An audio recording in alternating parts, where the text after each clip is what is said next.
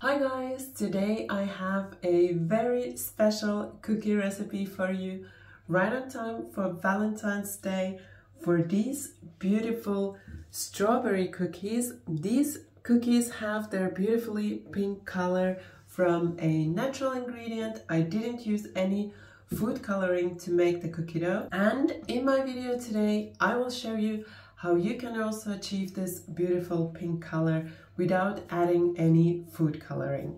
Let's get started with the recipe. For the cookie dough, you will need flour, a pinch of salt, vanilla paste, 1 egg, powdered sugar, freeze-dried strawberries, and softened butter. The first thing you want to do is to blend the freeze-dried strawberries. I'm using a spice grinder to do that, but you can use any other blender that does the job. Then you want to blend the strawberries until they are powder-like, and if you have any bigger pieces left, then remove those bigger pieces. It's okay to have a little bit of smaller pieces left in the powdered strawberries, but any bigger pieces need to be removed. Then you want to combine the softened butter, the powdered sugar, the vanilla paste, and a pinch of salt in a big bowl and mix it with a mixer for about 3 to 5 minutes until it's fluffy, pale, and creamy. Once the butter and sugar mix looks like this, it's nice and creamy and soft, you can add in the egg and continue mixing for 30 seconds to 1 minute until the mixture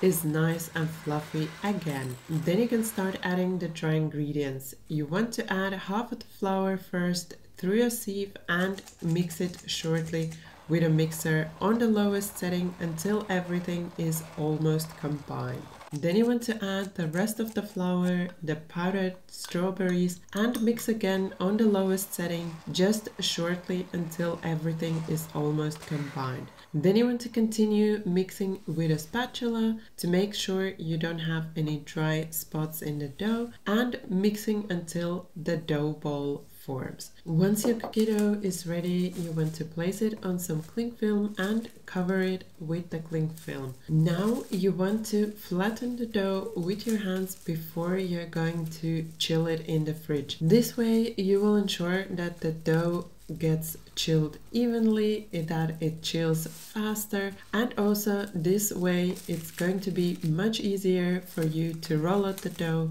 on the next day. Once you flatten the dough like shown here in the video, you want to cover it from all sides with the cling film and chill it for at least 6 hours in the fridge, preferably overnight. For the next day, start by covering a baking tray with parchment paper, and then we can start rolling out the dough. Sprinkle your working surface well with the flour, place the dough on top, and then also sprinkle the dough from the top with some flour. Then you want to roll out the dough, and while rolling it out, you want to either flip it or turn it a little bit once in a while to make sure that it doesn't stick to your working surface. If you notice that it still sticks, then add a little bit more flour. You want to roll out the dough to about 2 millimeters, and then you can start cutting out the cookies. While cutting out the cookies, I couldn't help but admire the beautiful pink color of the dough. Isn't it just beautiful?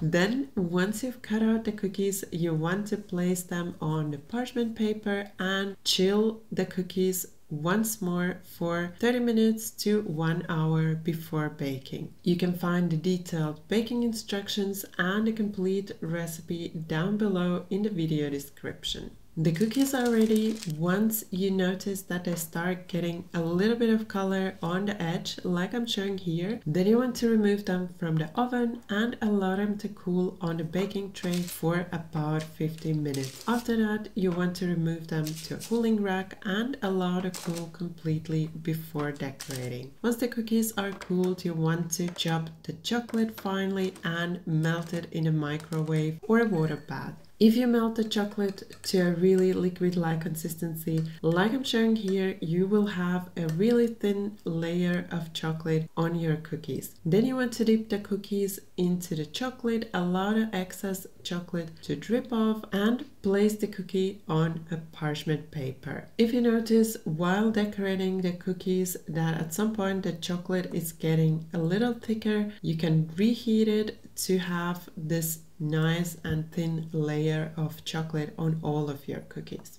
To finish the decoration, I also wanted to add some freeze-dried strawberries as a decoration. Some of the freeze-dried strawberries were small enough to use them as a whole. The others I just halved and used those halves as decoration. Then I also crushed some freeze-dried strawberries in my hands and used that as the decoration. I thought it looks like strawberry sprinkles. After that, you want to allow the chocolate to set completely and store the cookies in an airtight cookie jar or container. Enjoy!